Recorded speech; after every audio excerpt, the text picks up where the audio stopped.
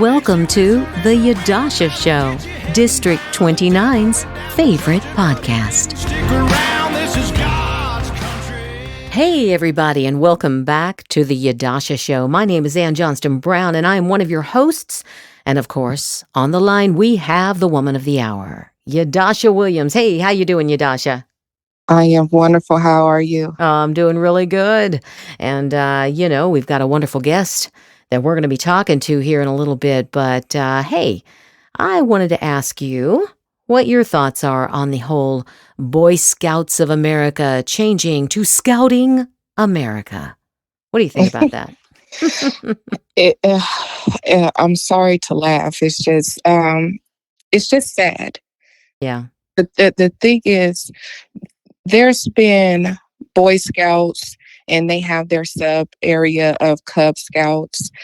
My son was a Cub Scout, and then there is Girl Scouts, right, for all ages from 4.5 all the way to 18 years old. And in both areas, you could actually become an honorary Boy Scout or a Girl Scout. I'm a Girl Scout leader. right. The problem is that they're saying the reason why they allow girls to be in Cub Scouts and Boy Scouts is because the Girl Scouts don't do outdoor activities like the Cub Scouts and the Boy Scouts, which is totally untrue. We're out, we camp and everything. It's just up to what troop you are with on whether they decide to go out and camp. And if you don't, if you want to go and camp and do all the outdoorsy stuff, great. I encourage it for every child. You just need to find the right troop for you. So rather than improve the Girl Scouts, Boy Scouts, they opened up the Boy Scouts to where they're more, they call it more inclusive. And what's scary about it is that now the girls are part of Cub Scouts and Boy Scouts, and it's opening up the door for a lot more. Did y'all just finish with a lawsuit? Yeah, but here's the thing. This is just an extension of what's going on in women's sports. But it's kind of reversed in a way if you think about it. Because and also it is, whereas in women's sports, men are infiltrating and competing with women. In this case, the Boy Scouts of America are allowing girls to come in and infiltrate, as it were, as opposed to just everyone staying in their lane, and if you don't like what's happening in your lane, fix your lane. Exactly, because my whole thought on it is the Girl Scouts do just as much as the Boy Scouts and the Cub Scouts, if not even more. Yeah. And it's really crazy that they're going to these lengths to try to talk about inclusiveness. This has nothing to do with inclusiveness. No. Inclusiveness for the scouting area came about when they opened up Boys and Girl Scouts. Yeah. Now you're saying is scouting. Come on now. Well, no, what they're doing, though, is as opposed to having a Boy Scouts and a Girl Scouts and then maybe just a unified Scouts, they have literally said, just like what is happening in women's sports, it is now Scouting America, but you still have Girl Scouts. But now the boys don't really have something exclusive to them. And that is actually human nature, something that intrinsically we want to have something exclusive to our gender. But because of ideology, we now have this belief that there is no boy, there is no girl, it's just this unisex, asexual type of thing. I want us to keep addressing this. As we learn more about I'm gonna keep on investigating it, and we're gonna dissect this a lot more.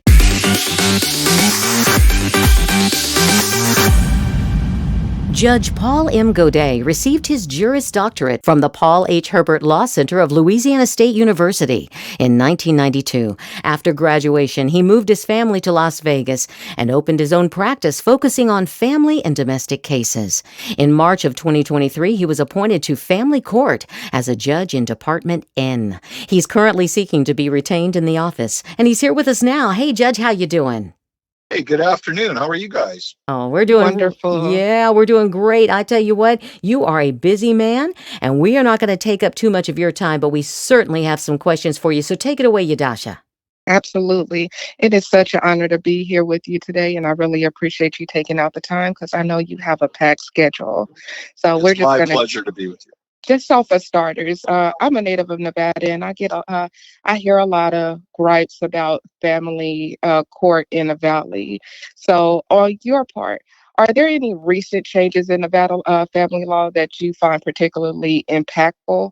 And if so, how would you stay up to date on those changes as someone in the community? Yeah, we have changes happening at the court. I won't say continually, but we have a lot of changes occurring. We now have 26 departments or 26 judges that hear family court cases.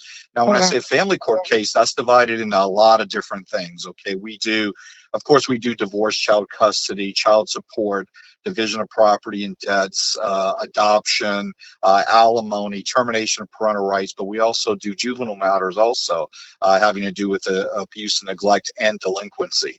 So yeah, there's things changing all the time. I mean, there are ways we as judges keep up with the changes. I mean, we have various court systems that report rule changes to us. Of course, we get updates of cases decided by the Supreme Court on I won't tell you a weekly basis, but on a fairly regular basis. And then, of course, when there's legislative changes that occur, we get notified of those legislative changes also. So things are constant. I don't want to say constant. That's not the right word. Things are continually changing. I try to stay as updated on those changes as I possibly can, and I try to incorporate the changes as I understand them into how I decide cases that are heard by my department. Okay.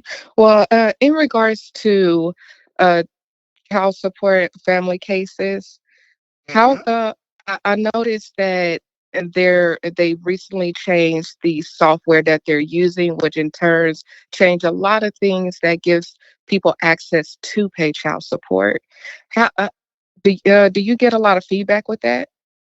Well, and I think people, when you say software, I would assume you're referring to the child support collection department.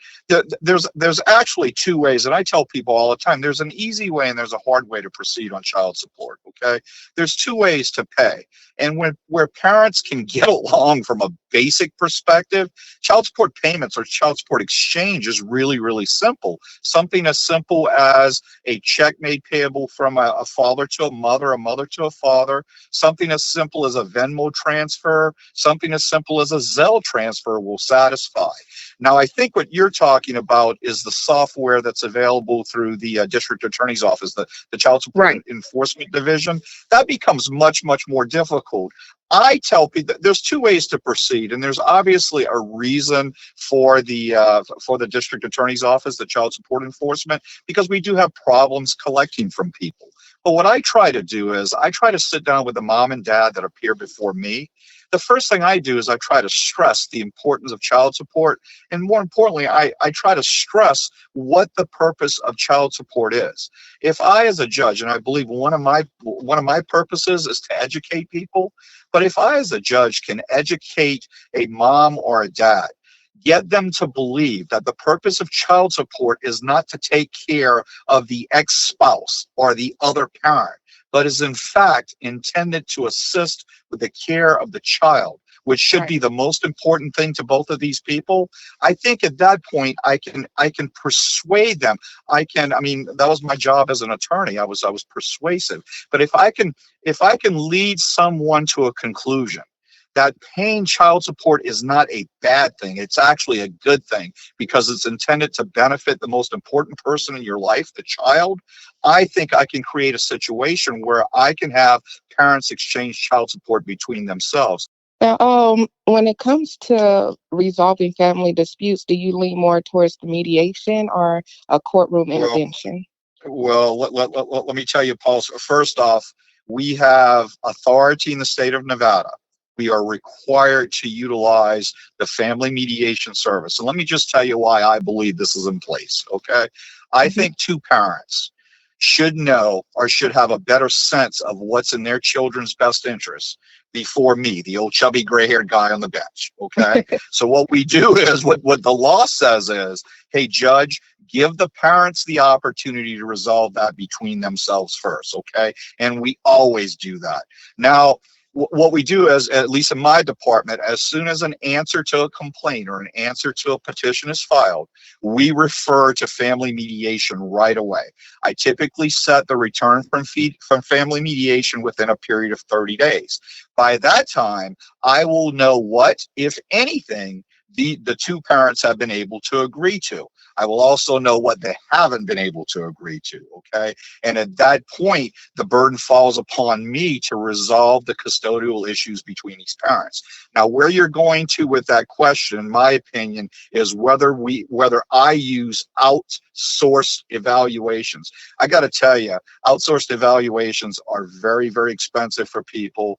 And I don't want to say very expensive, insanely expensive for people. Okay. Okay. And ultimately, I am the person that's the judge. It's my obligation to resolve these issues for these people. I don't think it's right for me to defer my obligation to some third party who is not a quote unquote judge. So if you're asking what I do in my department, I make very few referrals for outsourced services. I think it's a cost that it's an unnecessary cost that we impose upon people. It is an unnecessary. I don't believe it's efficient, and what I mean by that is, on my calendar, I handle things pretty expeditiously, pretty promptly, even in a situation where I have to set, and I'm using air quotes right now, just so you know, an evidentiary hearing or a trial for child custody. I can typically get that set on calendar within a period of approximately 90 days. Now, it all depends on what's going on 90 days. Now, I know 90 days sounds like a long time, but in judicial time, that's very, very quick. So I think, look, ultimately, I think the responsibility falls upon me. I will not defer that. I accept my responsibility. I treat it very, very seriously. I will not defer that responsibility to some outsourced person. And I make it a Right. commitment to get people through the system as expeditiously and efficiently as I possibly can. So that's my philosophy for a judge. Now remember the first question that I was asked. I told you guys we have 26 different judges handling these cases. We all have our different modes and methods, our different thoughts on how we handle these things. But that's Judge Gaudet's thought, and I can tell you, I think my thought works pretty well. You know what, Yadusha? I think that was a nice button. We call it a button in the industry. Right. I love that Judge Gaudet referred to himself in the third person and said, you know what, vote for me. Well, before we let the judge go, I would love to know, how can people get in contact with you so they can Oh, know thank who's you. the right person to vote for? Yeah. You can contact me by several ways. What I would suggest is go to my website, Gaudet, Gaudet, for Judge, Judge. That's GaudetForJudge.com. When you go on the website, there's an email address, there's a phone number. And just so you guys know, I think it's important for me as a judge to answer questions. Look, I love what I do. Okay. I really, really enjoy what I do. I believe in being very transparent. If any of your listeners has a question, I promise you, I respond to my own emails and I Wow. return my own phone calls. I want to be transparent. Yeah. I want people to know what's going on in the system. I welcome people to come in and sit in my court and see what goes on. And by the way, Judge Gaudet is only, you're only going to see him on the ballot in November 5th.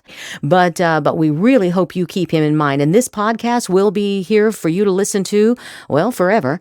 And so we hope that you'll pass this on and that it'll get some airtime with you and your friends before November. And by the way, everyone, we do want to remind you that on Wednesday, May 22nd from 6 to 7:30, Yadusha and your favorite candidates will be participating in a conservative town hall at Joe's Place on Gibson and Henderson. Go to williamsfornv.com for more information. Thank you so much, Judge Gaudet and Yadusha, and we'll see you guys next time. Bye-bye.